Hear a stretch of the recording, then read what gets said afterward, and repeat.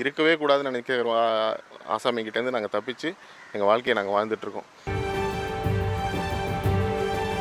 எங்கள் மேலே நடத்தப்பட்ட அந்த கொலைவெறி தாக்குதலுக்கு அப்புறம் நாங்கள் எங்கே இருந்தோன்னு யாருக்குமே தெரியாது. எங்கள் குடும்பத்தில் இருக்க யாருக்குமே தெரியாது.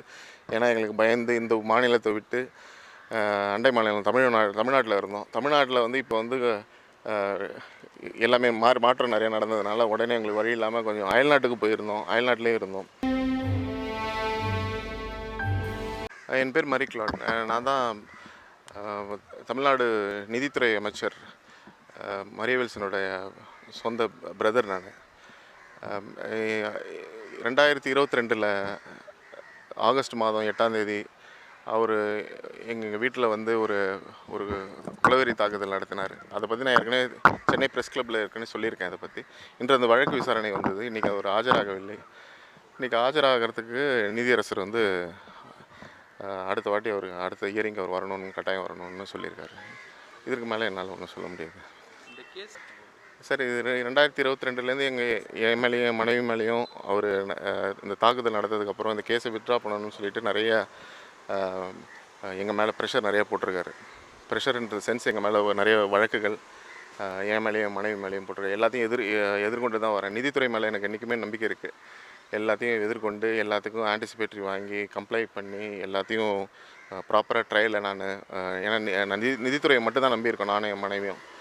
இதை வந்து நாங்கள் வழக்கை வந்து இவ்வளோ கஷ்டங்களையும் அனுபவித்து இதை நாங்கள் மேற்கொண்டு இதெல்லாம் எதிர்நோக்கி போயிட்டுருக்கோன்றது காரணம் என்னென்னா நிதித்துறை மேலே இருக்கிற நம்பிக்கை மட்டும்தான்.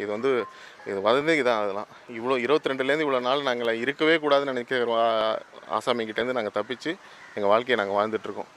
இது வந்து நிதித்துறையை மட்டும் நம்பி தான் போயிட்டுருக்கோம். இந்த எங்கள் மேலே நடத்தப்பட்ட அந்த கொலைவெறி தாக்குதலுக்கு அப்புறம் நாங்கள் எங்கே இருந்தோன்னு யாருக்குமே தெரியாது. எங்கள் குடும்பத்தில் இருக்க யாருக்குமே தெரியாது. ஏன்னா எங்களுக்கு பயந்து இந்த மாநிலத்தை விட்டு அண்டை மாநிலம் தமிழ்நாட்டில் இருந்தோம். தமிழ்நாட்டில் வந்து இப்போ வந்து எல்லாமே மாற்றம் நிறையா நடந்ததுனால உடனே எங்களுக்கு வழி இல்லாமல் கொஞ்சம் அயல்நாட்டுக்கு போயிருந்தோம். அயல்நாட்டிலே இருந்தோம். இப்போ திருப்பி இவ்வளோ நாள்லேயும் எல்லாத்தையும் எதிர்நோக்கிட்டு எல்லாத்தையும் நான் சட்ட ரீதியாக தான் அணுகியிருக்கேன். எல்லாத்தையும் சட்ட ரீதியாக போயிட்டுருக்கேன். இது வந்து பின்வாங்குற இது கிடையவே கிடையாது. இது வந்து இதோடைய முதல் நோக்கம் என்னென்னா, எங்களுக்கு நடந்த அநீதிக்கு எங்களுக்கு சட்ட ரீதியாக எங்களுக்கு ஒரு இது வேணும், எங்களுக்கு தீர்வு வேணும்.